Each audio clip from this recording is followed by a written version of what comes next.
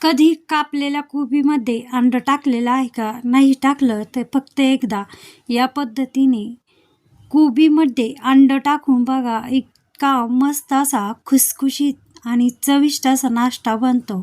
आता सगळ्यात आधी हा कोबी किसून न घेता कापून घेतलेला आहे. कारण किसून घेतला की त्याला असं पाणी सुटतो आणि तो सैल होतो. म्हणून मी हा कोबी असा एकदम बारीक असा उभा कापून घेतलेला आहे. आणि त्यामध्येच एक गाजर होतं शिल्लक. कारण आपल्याला जो नाश्ता बनवत आहोत तो अतिशय पौष्टिक बनवतो, तेही किसून घेतलेलं आहे. आता इकडे एक मिक्सरचं भांडं घेतलं. त्यामध्ये आता 3 ते 4 अशा मिरच्या टाकलेल्या आहे आणि 1 चमचा जिरे टाकून त्याची पाणी न टाकता पेस्ट बनवायची आहे. म्हणजे जवळजवळ ठेचाच, पण काही जाडसर ठेवायचा नाही, एकदम बारीक असा बनवायचा आहे. आणि यामध्ये पाणी अजिबातही टाकायचं नाही. 1 चमचा जिरे टाकून याचा मस्त असा ठेचा बनवायचा आहे.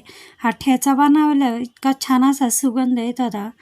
आता तो नाश्त्यामध्ये घालायचा आहे आपल्याला.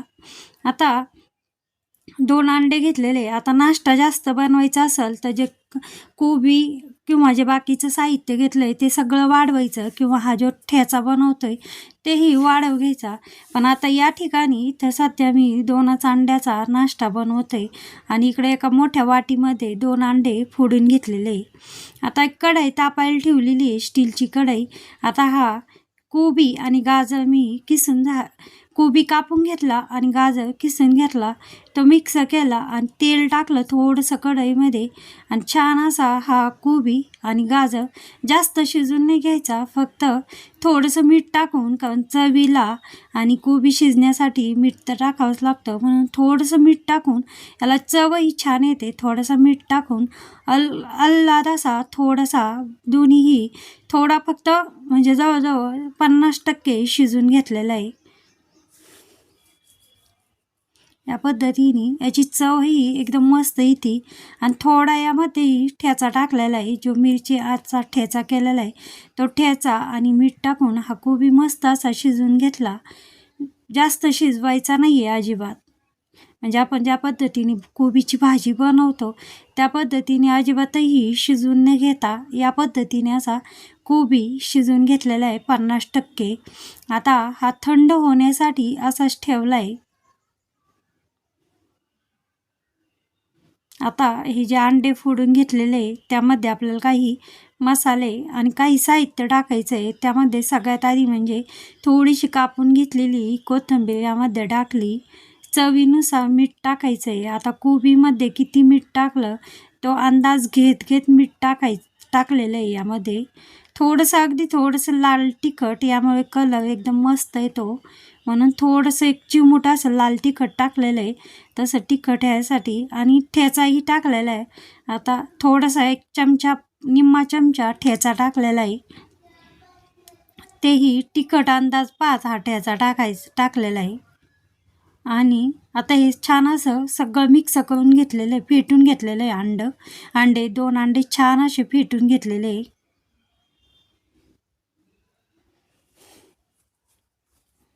आता अंडे फेटून झाले आणि हा शिजलेला कोबू आणि गाजर तेही म्हणजे असा ठेचून शिजलेलं आहे, थंड झालेलं आहे, शिजून थंड केलेलं आहे, तेही फेटलेल्या अंड्यामध्ये टाकायचा. आता मला आधी वाटलं होतं एवढा जो कोबी शिजवलेला आहे तो काही बसणार नाही, पण ज्यावेळेस अंडं आणि कोबी पुन्हा मिक्स केलं तर अजून कोबी बसला असता. कोबी आणि गाजर एवढ्या त्या अंड्यामध्ये हा शिजवलेला कोबी बसलेला आहे. सगळा कोबी बसलेला आहे, साबादलेला आहे सगळा अंड्यामध्ये बघा. आणि मस्त असं दिसत आहे. अंड आणि कोबी मिक्स केला आहे तर एकदम मस्त कलरफुल असं दिसत आहे. आणि जेव्हा आपण नाश्ता बनवतोय ना तोही एकदम मस्तही दिसतो आणि खायलाही एकदम चविष्ट असा नाश्ता बनणार आहे. आता एक नॉनस्टिकचा तवा घेतलेला आहे.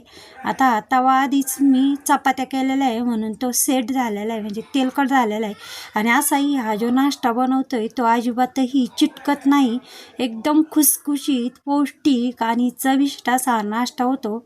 आता याचा 2 अंड्याचा केला आहे म्हटलं, एकच असा आता या ठिकाणी आपण हा एकच नाश्ता होणार आहे आणि जास्त बनवायचं आहे असलं तर सगळं साहित्य म्हणजे कोबी, अंडे, सगळं साहित्य, ठेचा आपण जेवढं केलं आहे ते सगळं जास्त घ्यावं लागेल.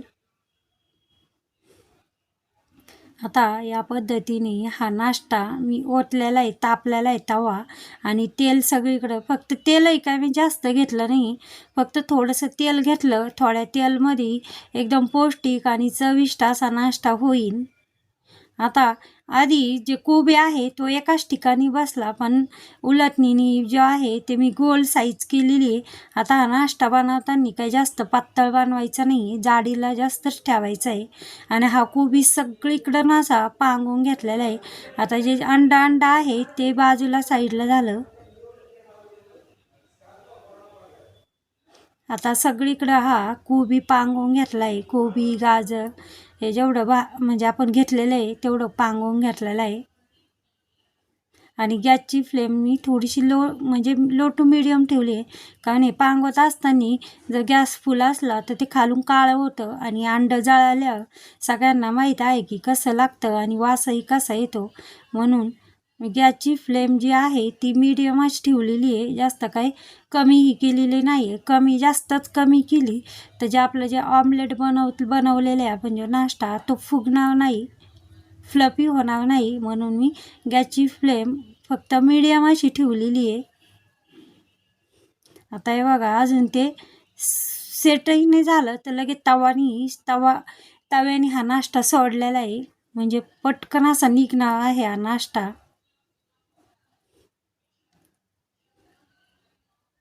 हे बघा मस्त असा नाश्ता झालेला आहे. आता पलटून घेते मी आणि एकदम मस्त असा फ्लफी झालेला आहे. आणि गॅस आपण लो टू मिडियम ठेवलेला आहे, म्हणजे जास्त कमी नाही आणि जास्त मोठाही नाही असा ठेवल्यामुळं जे ऑमलेट बनवलं, जो नाश्ता बनवला तो अजिबातही जळालेला नाही आणि मस्त असा भाजलेला आहे. फ्लफी पण झालेला आहे, एकदम फुगलेला आहे. बघा असं दाबलं की असं ज्या पद्धतीने आपली गादी होती तशी ती होती, तो नाश्ता होतो. आता दोन्ही साईडनी तेल न लावता भाजलेला आहे आणि तेलाचाही कमीच या ठिकाणी वापर केला आहे. मस्त असं दिसत आहे आणि खायला तर कोबीमुळं एकदम खुसखुशीत असा पणा आलेला आहे त्याला. लहान मुलं तर अगदी लहानच काय मोठे अगदी आवडीने खातील. कधी कधी आपण ज्या वेळेस कांदा घालतो त्याऐवजी कोबी घालून